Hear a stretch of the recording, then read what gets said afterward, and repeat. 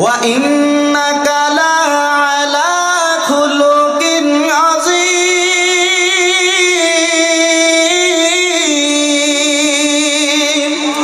আল্লাহ পাক জানায় দেয়, ও পয়গম্বর, আমি আল্লাহ পাক তোমার চরিত্রের সার্টিফিকেট দিয়ে দিলাম।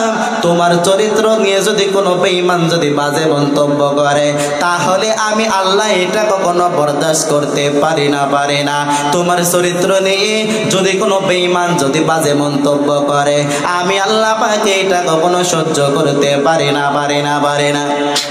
কাব ইবনে আশরাফ পয়গম্বরের কি পরিমাণে কষ্ট দেয়। আপনার আমার প্রিয় হাবিব পয়গম্বর, তিনি একদিন মসজিদে নববীর ভিতরে সমস্ত সাহাবায়ে কেরামদেরকে ডাকার পর সাহাবায়ে কেরামদেরকে একটা অফার ছুড়ে দিলেন। এই আমার সাহাবায়ে কেরামের দল, তোমাদের ভিতরে কে আসো ওই কাব ইবনে আশরাফকে হত্যা করতে পারবা? যদি কেউ ওই কাব ইবনে আশরাফ ইহুদিদের সরদার, বেঈমানদের সরদার, ওই বেঈমানকে যদি কেউ তোমরা কতল করতে পারো, তাহলে আমি পয়গম্বর তোমাকে জান্নাতে নিয়ে যাওয়ার জিম্মাদারি নিয়ে নেব। সাহাবায়ে কেরাম জানতে চায় কাব ইবনে আশরাফকে কি জন্য তাকে কতল করবেন। সাহাবায়ে কেরাম প্রশ্ন করার পর এবার পয়গম্বর জানাই দিল, আমার সাহাবায়ে কেরামের দল, ওই কাব ইবনে আশরাফ সে হলো ইহুদিদের সরদার, বেঈমানদের সরদার। সে কোরআনের বিরোধিতা করে। আমি পয়গম্বরকে দেখলে সে বাজে মন্তব্য করে। সে দ্বীন ইসলামের বিরোধিতা করে, ইসলামের পরিপূর্ণ শত্রু। যার কারণে তাকে যদি তোমরা কেউ কতল করতে পারো, তাহলে আমি আল্লাহ তোমাকে জান্নাতে নিয়ে যাওয়ার জিম্মাদারি নিয়ে নেব।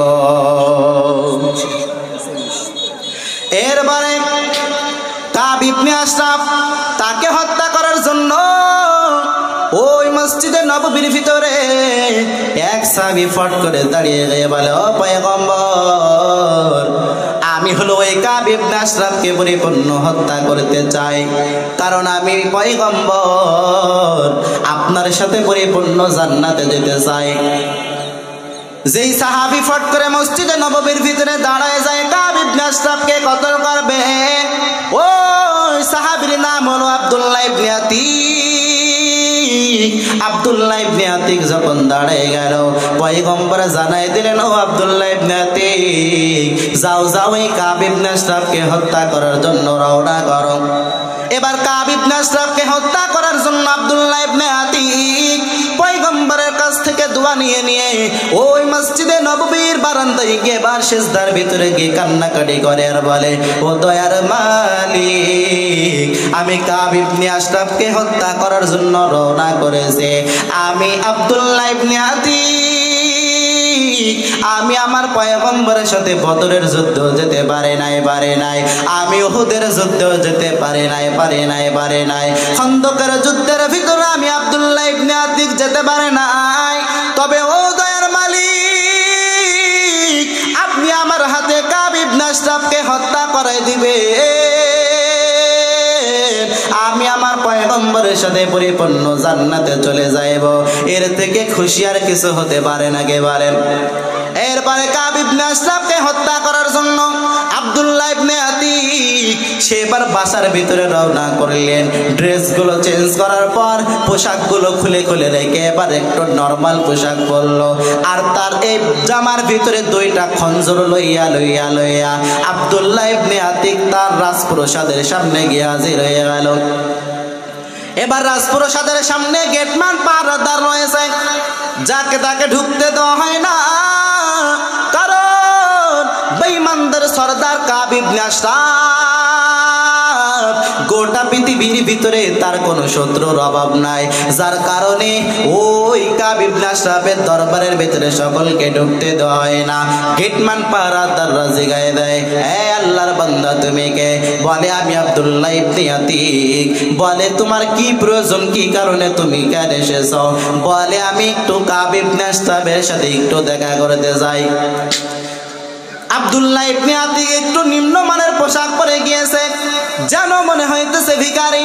আব্দুল্লাহ ইবনে আতিক তার একটা চক্ষু ছিল ছোট্ট, আর একটা চক্ষু ছিল বড়। হাদিস বিশারদগণ জানায় দেয়, যার কারণে গেটম্যান পাহারাদার তারা মনে করলো আব্দুল্লাহ ইবনে আতিক মনে হয় কোনো ভিখারি হইবে, হয়তো কাব ইবনে আশরাফের কাছ থেকে সে ভিক্ষা নিয়ে আবার পরবর্তীতে আবার বের হয়ে যাইবে।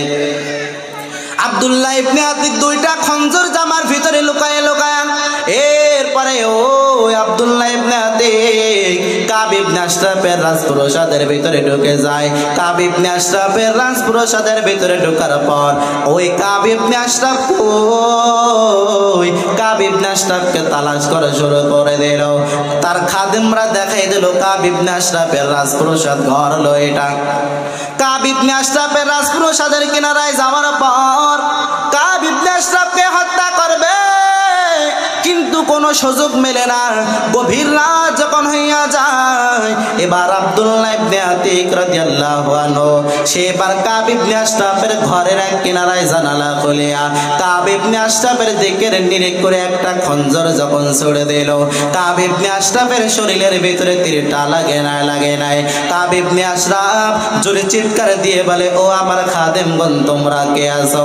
কে যেন আমার দিকে তীর লক্ষ্য করে চলতেছে, তোমরা দ্রুত চলে আসো। আব্দুল্লাহ ইবনে আতিক তার কাছে দুইটা খঞ্জর ছিল, একটা খঞ্জর মেরেছে লাগে নাই। এরপরে দ্বিতীয় খঞ্জর লইয়া যখন আল্লাহর উপরে পরিপূর্ণ তাওয়াক্কুল করিয়া এরপরে যখন আব্দুল্লাহ ইবনে আতিক যখন কাব ইবনে আশরাফের দিকে লক্ষ্য করে যখন খঞ্জর ছুড়ে দিল, খঞ্জরটা লাগবে না কাব ইবনে আশরাফের মাথার ভিতরে যে লেগে গেল। সুবহানাল্লাহ। এরপরে কাব ইবনে আশরাফ তাকে হত্যা করার পর কাব ইবনে আশরাফের মাথায় তীর মারা পড়ে। এরপরে আব্দুল্লাহ ইবনে আতিক সে এবার ওই যে গেটম্যান পাহারাদার তাদের সামনে দিয়ে যে বাহির হইবে, এই সাহসটা তার ভিতরে হইতেছে না। আব্দুল্লাহ ইবনে আতিক একটা পিরাসির টপকায় যখন ওই পাশে যাইবে মসজিদে নববীর ভিতরে, এমত অবস্থার ভিতরে আব্দুল্লাহ ইবনে আতিক বড় একটা পিরাসিরের উপরে যখন বসে গেল, এমত অবস্থার ভিতরে আব্দুল্লাহ ইবনে আতিক পিরাসিরের উপরে উঠে চিন্তা ভাবনা করতেছে, কাব ইবনে আশরাফের মাথায় তো তীর লাগলো ভালো কথা, কিন্তু কাব ইবনে আশরাফ আহত হয়েছে নাকি নিহত হয়েছে এটা তো আমি পরিপূর্ণ আমি জানি না। যতক্ষণ পর্যন্ত কাব ইবনে আশরাফ নিহত হয়েছে এই খবরটা আমি যতক্ষণ পর্যন্ত না পাইব, ততক্ষণ পর্যন্ত আমি মসজিদে নববীতে প্রবেশ করব না। এরপরে ওই পিরাসিরের উপরে আব্দুল্লাহ ইবনে আতিক ভোরবেলা পর্যন্ত অপেক্ষা করে। ভোরবেলায় ওই আব্দুল্লাহ ইবনে আতিক তার কানের ভিতরে একটা আওয়াজ চলে আসলো, কাব ইবনে আশরাফ তার সেনাপতিদের ভিতরে কে যেন জোরে জোরে চিল্লায় বলে, ইন্না সাইয়্যিদানা কাব ইবনে আশরাফ কদ কুতিলা, ইন্না সাইয়্যিদানা কাব ইবনে আশরাফ কদ কুতিলা। ওই কাব ইবনে আশরাফ আর দুনিয়ার ভিতরে না, কাব ইবনে আশরাফ দুনিয়া থেকে মৃত্যুবরণ করেছে। কাব ইবনে আশরাফ দুনিয়া থেকে বিদায় নিয়েছে। আব্দুল্লাহ ইবনে আতিক তার কানের ভিতরে যখন এই আওয়াজটা চলে আসলো, তার মনটা তো অনেক বড় হয়ে গেল যে আব্দুল্লাহ ইবনে আতিক আমি কাব ইবনে আশরাফকে তাহলে পরিপূর্ণ হত্যা করতে পেরেছি। এই জবান থেকে যখন আওয়াজ শুনলো, এরপরে আব্দুল্লাহ ইবনে আতিক যখন মসজিদে নববীর দিকে রওনা করবেন, খুশির কারণে আনন্দের কারণে প্রাচীর থেকে ধীরে ধীরে নামবে। এই ধীরে ধীরে নামতে পারে নাই, বরঞ্চ ধীরে ধীরে নামতে গিয়ে প্রাচীর থেকে জোরে নিচে পড়ে গেল। পড়ে যাওয়ার কারণে তার একটা পা ভেঙে চুরমার হয়ে গেল। এই ভাঙ্গা পা লইয়া মসজিদের নববীর ভিতরে গিয়ে পয়গম্বরের সাথে সাক্ষাৎ করলো।